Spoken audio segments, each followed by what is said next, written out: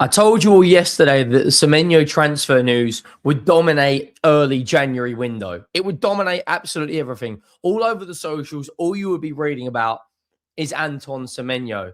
And David Ornstein and Fabrizio Romano have given transfer updates this morning, and now Chelsea are in the race. So Spurs have pulled out. Arsenal are interested. Manchester City and Manchester United have been in talks.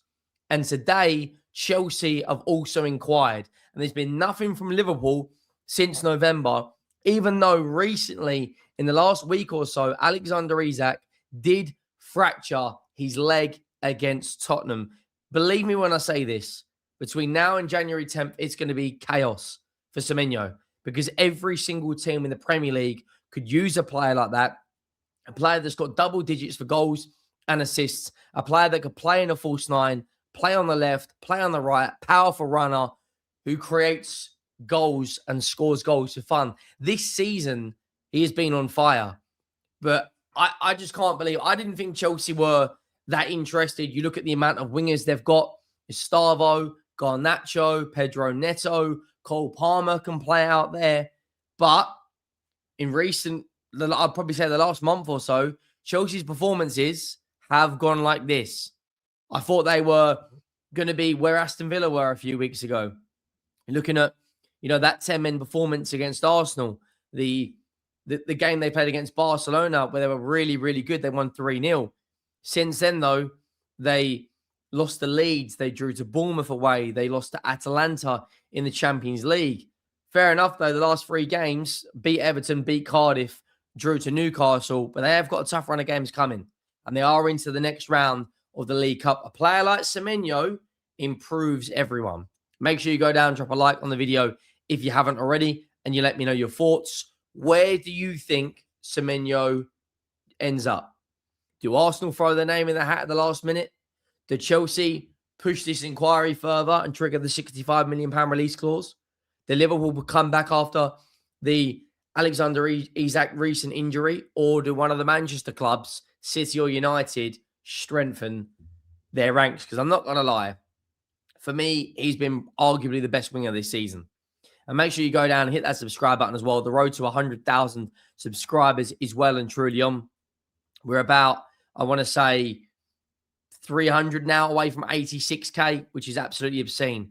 But this was the report that came out about an hour ago from David Ornstein, and then we'll follow up with what Romano said. Chelsea make initial inquiry to Antoine Semenyo camp over conditions of a January switch. Chelsea already intended to sign one attacker next summer. So a move for the Bournemouth forward would be accelerating plans among multiple contenders. Now, this is where it gets very interesting. Right? Because Chelsea have a hell of a lot of wingers. Garnacho, Neto, Palmer plays out wide. They've got Gui, who can play out wide as well. They've got Gustavo. They've got Delap, who's a forward. They have got a number of wingers who can play both on the left and on the right. Now, for me, Semenyo this season has been better than any of the Chelsea wingers. Like, you could say Gustavo's had some really good games. You could say Neto's had some really good games. But I believe Neto is their highest goal-scoring winger this season, and he's got 5 goals and 3 assists. Whereas Semenyo, I believe, has got 8 goals and 3 assists. Now, understandably, there's a higher pressure when you play for a club like Chelsea. There's a lot more rotation. So when you're playing at Bournemouth, you're predominantly the main man. There's less pressure on you because ultimately, no disrespect to Bournemouth, but if you lose 2 or 3 games, there isn't media attention on you. Whereas if Enzo Maresca goes and loses to Villa, funny enough, then plays Bournemouth, all of a sudden the daggers are out and the media are asking him tough questions in his press conference. Now, I think Chelsea predominantly need a goalkeeper, centre-backs, and a striker. However, when an opportunity presents itself, like a Semenyo, you have to capitalize on that. You have to 100% capitalize on that. Big news coming out from Fabrizio Romano an hour ago. He said, 2 hours ago, sorry. He said, big battle for Antoine Semenyo, as Chelsea also called today for the deal negotiations. Manchester United and Manchester City in talks of players' camp for days. Talks remain underway. Liverpool are also interested since November 65 million clause expires January the 10th. Now, as I said yesterday, looking at this from a title race perspective, if Man City add Semenyo, for me, they will be as strong as Arsenal. Now, Arsenal can't afford Manchester City to add Semenyo because, players like Robin van Persie, when he's brought into Man United, Alex Ferguson always said, you have to strengthen while you're on top. Arsenal can't do nothing this window and just let Manchester City go and get Semenyo. Now, from Manchester United's perspective, they have got Ahmad and they have got Brian Mbeumo that will be missing from AFCON for a couple of weeks. Now, this season is very important for them to go out and get European football. What I will say is, I don't necessarily think Semenyo fits the wide 10 role as well as Bruno, Cunha, or Brian Mbeumo. So he maybe plays a wing-back similar to Ahmad, or he can maybe play in the striker role when there's injuries. Now, Romano come out with a second update to say Antoine Semenyo will pick his next club soon, with 4 clubs keen. Andoni Iraola has said, personally, I don't want to lose him, but the market's unpredictability means anything can happen. That kind of tells me that Romano, his report says, from my perspective, what Andoni Iraola is basically saying is, we don't want to lose him, but we're not going to stand in his way.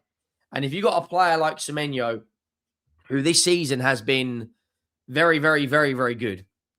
He showed loyalty to stay in the summer. He signed a new contract. That contract has a release clause in it for £65 million or 55 million in the summer. When you look at his numbers, they have been very, very good. 11 GA in 17 in all competitions, which is a very, very good return, especially for a player at Bournemouth. His current contract situation, he signed a new deal in the summer, which expires the 30th of June 2030. As you can see right there, they value him at 65 million euros. Fortunately, what has helped Semenyo during this transfer saga is if Ghana qualified for for African Cup of Nations, for AFCON, I don't necessarily think he would be leaving this January. I think he may leave in the summer. Now, fortunately for Semenyo, Ghana aren't part of that, and there will definitely be a transfer on the horizon for him, I'd imagine, way before the 10th.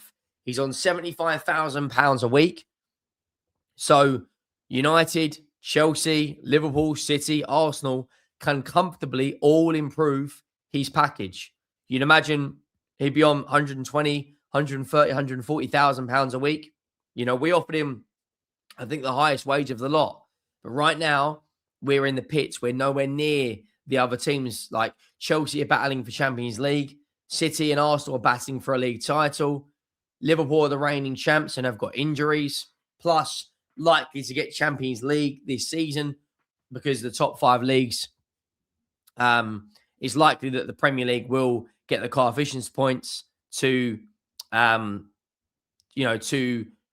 qualify for the Champions League next season. Now, when you look at Chelsea's fixtures, they could do with a player like Semenyo, because I'm not going to lie, when you've got to play Aston Villa, when you've just played Newcastle, when you've got Manchester City, potentially Arsenal or Palace, Fulham away, Bournemouth in there, they could do with a bit of injection up front with the goals, because their forward line for me isn't as good as other teams.